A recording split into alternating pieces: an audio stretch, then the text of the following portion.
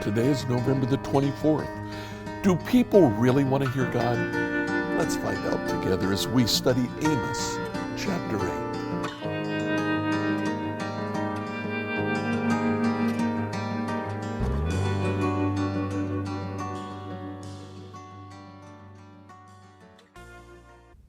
Well, we've looked at three visions that Amos has had: a vision of locust, a vision of fire, then the vision of a plumb line. The vision that he has next is very interesting. Chapter 8, verse 1, then the sovereign Lord showed me another vision. In it, I saw a basket filled with ripe fruit. What do you see, Amos, he asked. I replied, a basket full of ripe fruit. Then the Lord said, like this fruit, Israel is ripe for punishment. I will not delay their punishment again.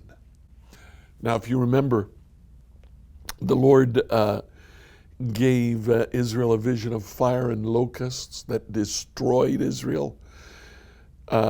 Amos pled with God and he said, okay, well, I won't do that. The third vision was the vision of a plumb line. He was going to measure Israel against the standard of his word. And what he found was that the wall was crooked. So now he says, the time is here. The time is now. Now, the vision that Amos has is a very pleasant vision, a basket of fruit. And it's beautiful fruit. It's ripe fruit, summer fruit. One would think this is a vision of good things, but Amos said it's not. This is a vision of ripe fruit because Israel is ready. They are ripe for the punishment that will come upon them. Now, from verses 4 to 6, he lists the sins of Israel, the results of the test of the plumb line. Listen to this, you who rob the poor, you who trample down the needy. You can't wait for the Sabbath day to be over and the religious festivals to end so you can get back to cheating the helpless. You measure out grain with dishonest measures. You cheat the buyer with dishonest scales. You mix the grain you sell with chaff swept from the floor. You enslave poor people for one piece of silver or a pair of sandals.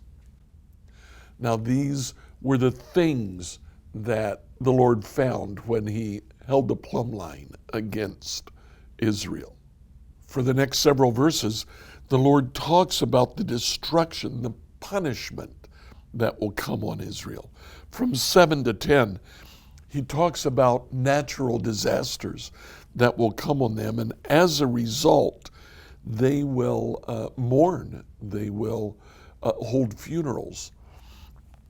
But I wanted to pay special attention to verse 11 and following.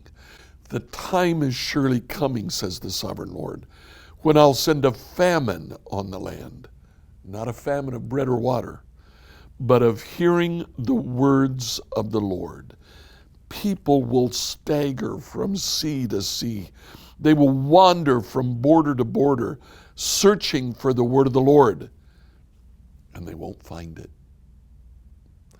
A famine of God's word.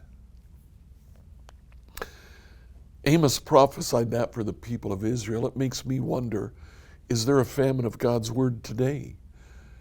Do people really want to hear God's word? You know, if God's word is not being preached, that's one thing. It's not a famine. But if people want something that they can't find, that becomes a famine. So is there a famine of God's word today? You know, in the year 2000, a man named Sven Erlandson wrote a book called Spiritual but Not Religious. And that describes a growing portion of America today. In 2012, 19% of Americans identified themselves as spiritual, but not religious. 5 years later, 2017, 29% identify themselves as spiritual, but not religious. We're almost 5 years from 2017. I believe that that number has again risen. A growing number of people in the U.S. identify themselves as spiritual, but not religious. What does that mean? It means that they have a hunger for God, but they have a distrust of organized religion. They love Jesus, but not the church. They are spiritual, but they don't identify with any organized religion. Now, on Sunday in the sermon, I want to spend a more significant amount of time talking about that concept. Today, it's just enough to talk about some of the basic feelings of this group. They distrust organized religion. They look at organized religion and they see that for many who participate in organized religion, it really doesn't make an impact in their life. And they say, we don't want that. They have a hunger for God. They want to connect with God, but they're not going to use organized religion as a way to do that. You know what? Jesus did the very same thing.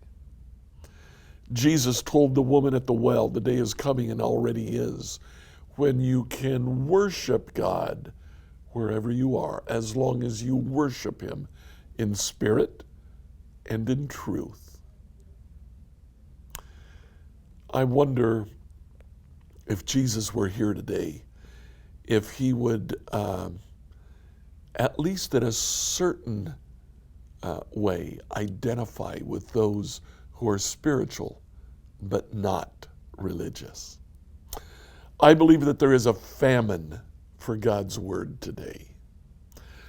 Those people who are hungry to know God would not necessarily go to the Bible to try to find out what God says. When they do, many times they're amazed at what they find. Have you heard anyone lately tell you that they're spiritual but not religious? Reach out to them, befriend them. Let them be the focus of your bless. Begin with prayer, listen to them. Find an opportunity to eat with them. Serve them in some way that they need, and then share with them what you have found in going to God's Word and in participating in a group of friends who are also looking for God. Bless them with your presence. Please like, follow, and subscribe to this devotional on whatever platform you used to listen to it. Tomorrow, we'll ask the question, how can I escape the coming apocalypse?